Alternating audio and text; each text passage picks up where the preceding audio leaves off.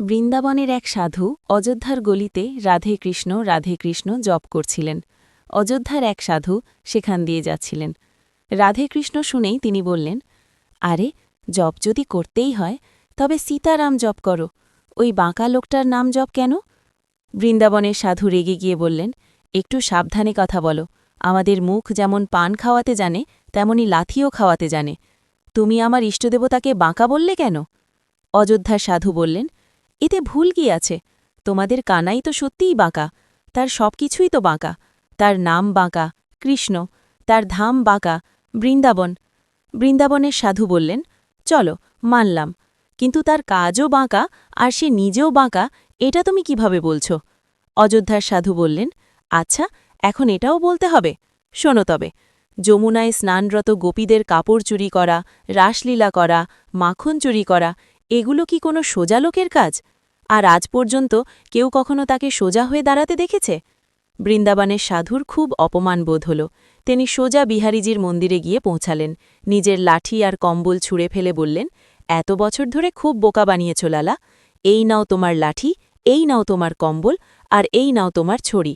আমি তো চললাম অযোধ্যায়, রামজির স্মরণে। সব ছুঁড়ে ফেলে সাধু চলে যাচ্ছিলেন। এবার বিহারীজি মৃদু হেসে তার পিছু নিলেন। সাধুর হাত ধরে বললেন, আরে ভাই, তোমায় কেউ ভুল বুঝিয়েছে। কিন্তু সাধু মানলেন না। তখন বিহারীজি বললেন, আচ্ছা, যেতে চাও তো যাও, কিন্তু এটা তো বলে যাও যে রামজি সোজা আর আমি বাঁকা কিভাবে? বলতে বলতে বিহারীজি কুয়োর দিকে স্নান করতে চললেন। বৃন্দাবনের সাধু রাগে গজগজ করতে করতে বললেন, আপনার নাম বাঁকা, কৃষ্ণ, আপনার ধাম বাঁকা, বৃন্দাবন, আপনার সব কাজই বাঁকা, কখনো কারো কাপড় চুরি, কখনো গোপীদের বস্ত্রহরণ, আর আপনাকে কখনো কেউ সোজা হয়ে দাঁড়াতে দেখেনি। আপনার সোজা আছেটা কি? অযোধ্যার সাধুর সাথে হওয়া সমস্ত তর্ক আর অপমানের ঝাল তিনি বিহারীজির ওপর ঝেড়ে দিলেন। বিহারীজি হাসতে হাসতে চুপচাপ তার বালতিটি কুয়োর মধ্যে ফেলে দিলেন। তারপর সাধুকে বললেন, আচ্ছা, চলে যেও, কিন্তু একটু সাহায্য তো করে যাও, একটা রড এনে দাও, আমি আমার বালতিটা তুলে নিই।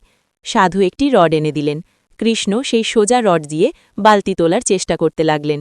সাধু বললেন, এখন বুঝলাম, তোমার তো বুদ্ধিও নেই। আরে, সোজা রড দিয়ে কি বালতি তোলা যায়? রডটাকে একটু বাঁকা করো, তারপর দেখো কেমন একবারে বালতি উঠে আসে।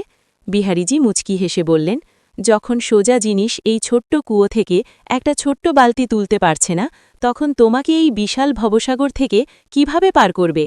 আরে, আজকের মানুষ তো পাপের ভবসাগরে এতটাই ডুবে গেছে যে সেখান থেকে উদ্ধার করা আমার মতো বাঁকা লোকের পক্ষেই সম্ভব। কমেন্টে বলো, বাঁকে বৃন্দাবন বিহারী লাল কি জয়। হরে কৃষ্ণা। ভিডিও ভালো লাগলে লাইক ও কমেন্ট ও শেয়ার করুন ও সাবস্ক্রাইব করে পাশে থাকবেন।